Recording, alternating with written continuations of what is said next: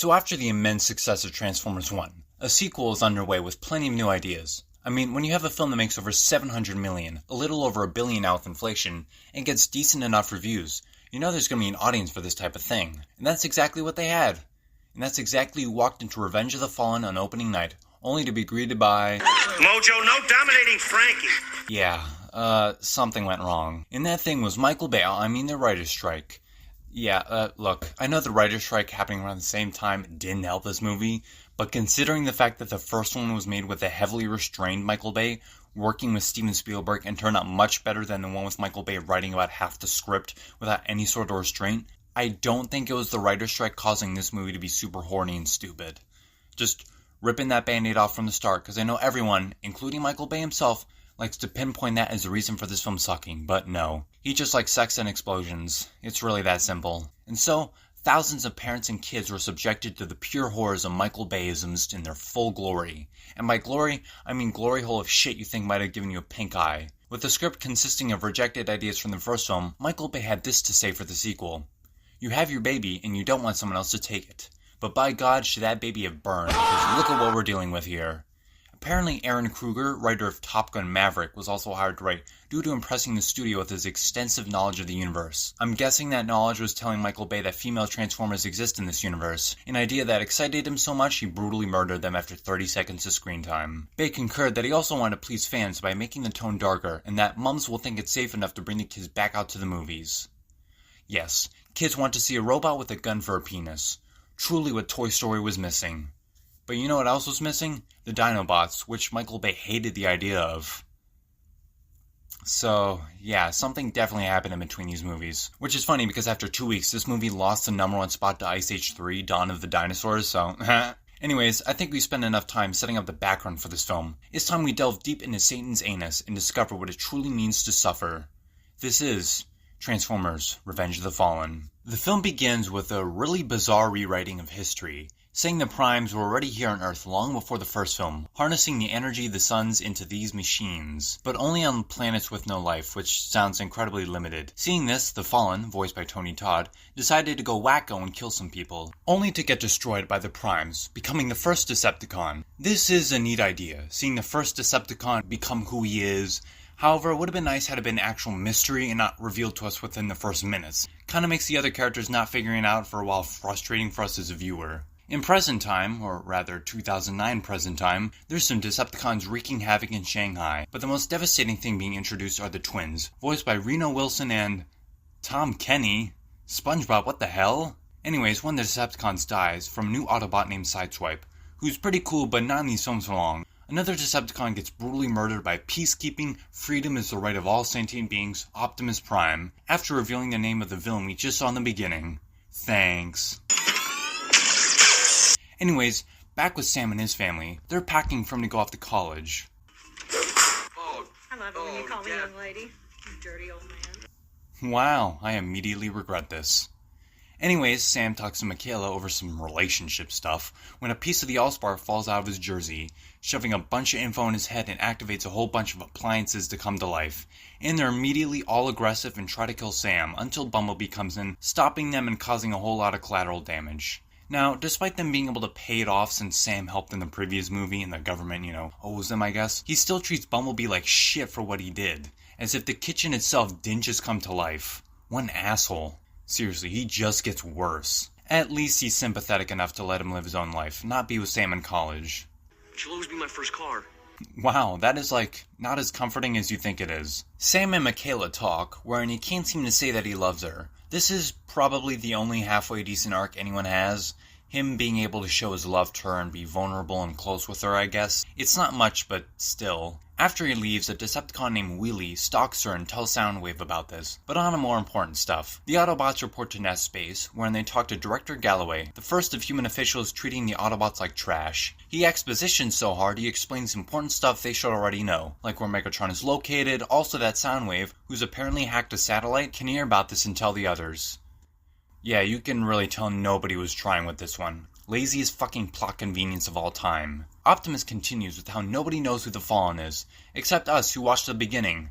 Again, wish this was an actual mystery. Love stories like this with someone ingrained in history in small, unique ways. Back with Sam, he goes to his college dorm and meets Leo, who flip-flops between being bearable and unbearable. He's played by Ramon Rodriguez, and he also has a Cloverfield poster on his wall.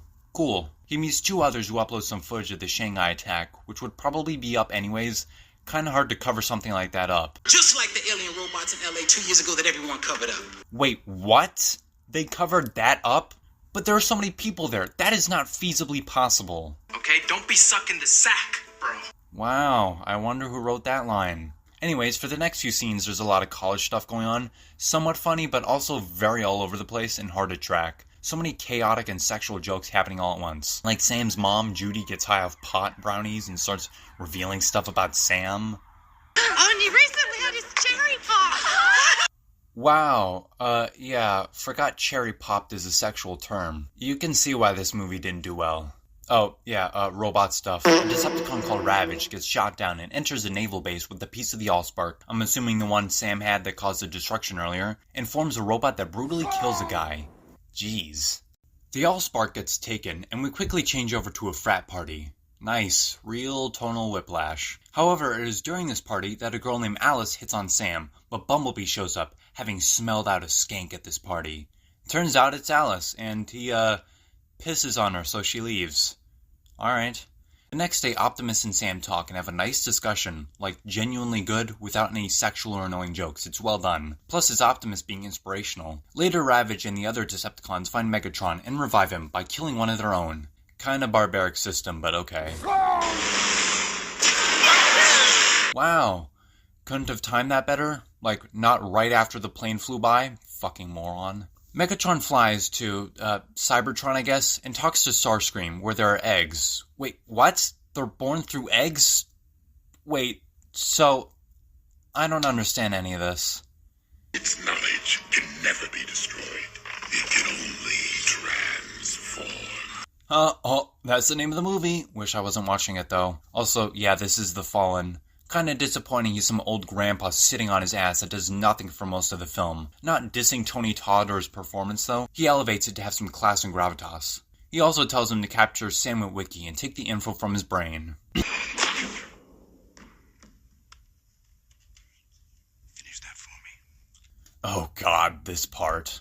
Yeah, Rainn Wilson plays a professor, cause I guess every celebrity wanted to cash in on this franchise at some point, like John Malkovich in the third one. The Virgin.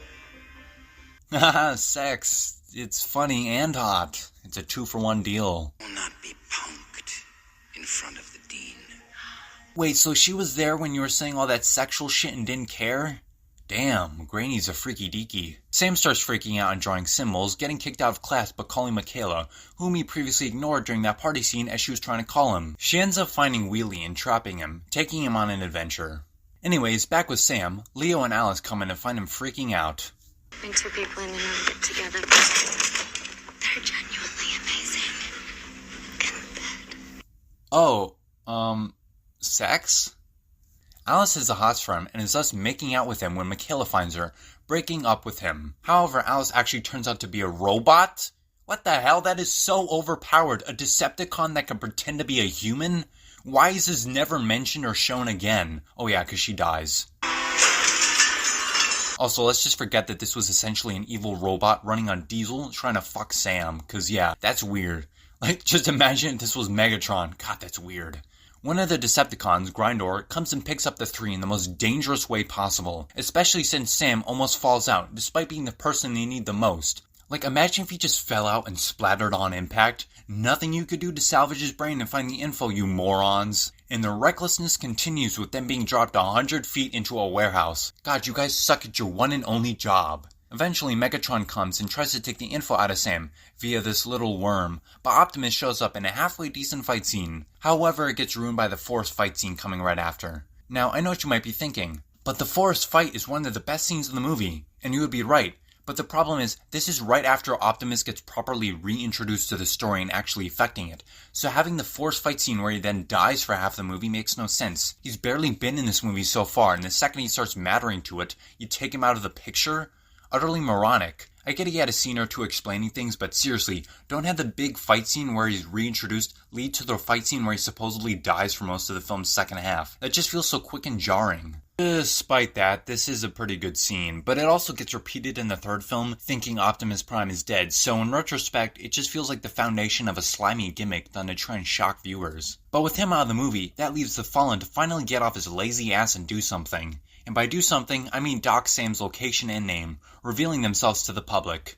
I gotta love how this is the second year in a row Shia LaBeouf has played someone on the run from, well, everyone. Do with this shrimp taco. No, just Bubba capping his ass, throw him in the truck, and then nobody gonna know nothing, not me. God, shut the fuck up. I hate these fuckers so much. Can you read this? Read? We don't really do much reading. Ugh. Anyways, Leo figures out that they need help from a character from the previous movie, Agent Simmons, who I guess Leo just knows because he hacked his site. And your little criminal girlfriend, look at her now, so mature. Oh my god, this movie feels illegal to watch. Either way, Simmons reveals Transformers have been here for a while and have in fact guided our world by writing some strange inane symbols. A cool idea, but never really brought up in the first movie, so it doesn't make much sense. He also mentions how since they can't talk to Decepticons, they can't learn any more about these aliens before the Autobots. But Michaela then brings up the fact that she is Wheelie. He then reveals they're called Seekers and have been here for thousands of years, and tells them there's some in Washington, D.C. in the Smithsonian Air and Space Museum. However, during this, Leo has some troubles, but they eventually find the Seeker, who is a giant SR-71 Blackbird spy plane, called Jetfire. My question is, if these things are in fact radioactive, which Simmons confirms, and Jetfire was just chilling there in the museum, how come nobody reported a mass amount of people who just came here only to get cancer? Like, they must have tracked it down to this area, especially considering workers would be like the first people to get it. Anyways, Jetfire tells them all about the Fallen and how he sucks, also this. Name's Wheelie. Yeah. Say my name. Oh wow, this is really taking a toll on me. They end up teleporting to Egypt. Wow, really? Just like that? And end up finding the Matrix of Leadership, but who cares? It disintegrates. Also, Jetfire explains how the Primes would have these machines to harvest the sun, but would never do it on a planet with life like said before. Don't know why they keep repeating shit. Why is this movie so fucking long? Also, why is there one on Earth? Why wouldn't they destroy it? You would think while building the machine they just recognized this planet had life on it, but just didn't stop.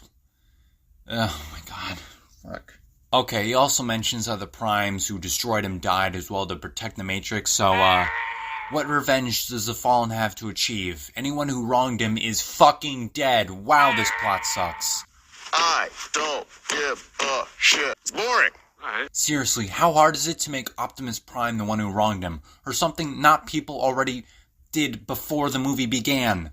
So unengaging. I don't care about these people because they're fucking dead and the Fallen is stupid. Doesn't fucking matter. Doesn't do anything in this dumb fucking movie and just sits on his ass, shows up for the last 10 minutes, says some vaguely inane stupid shit and then just fucking dies like the idiot he is. What an incompetent fucking dipshit. Anyways, a long third act fight ensues with a bunch of explosions and who gives a shit. Lots of military propaganda and hey, it's the guy from the Babysitters Club, The Good Place, and Kong Skull Island. All way better stuff than this.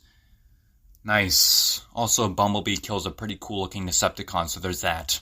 All seems lost with Sam dying, only to go to fucking robot heaven for some reason. He's given a second chance, given the opportunity to continue living and say I love you to Michaela. Again, completing a somewhat decent arc. Who gives a shit? Anyways, Optimus gets revived as well and takes Jetfire's parts as he sacrifices himself to help Optimus defeat the Fallen.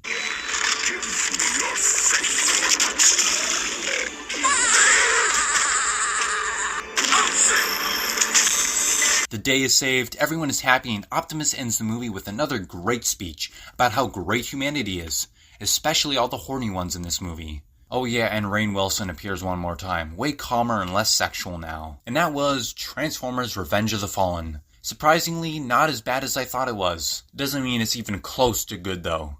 The effects, while being mind-blowing, don't do much to shield the thinly written characters, or rather, caricatures of supposedly real people. They're stupid, nonsensical like the plot, and feel like they overstay their welcome. And that describes this movie perfectly. Overly long and overly crass, without any of the restraint Bay or the others had in the first one. Skip it as it feels like an overly tedious watch, but the third does get slightly better. We'll talk about that soon enough. If you like this video, you can like and subscribe if you want to keep you notified when I upload, and I only upload every week or so to make sure the videos maintain their consistent or even upgraded quality. Hope you enjoyed this video, and leave your thoughts in the comments down below about this movie and my video if you liked it, or if you didn't like it, if you give a genuine reason why. And I'll see you in the next video. Bye-bye.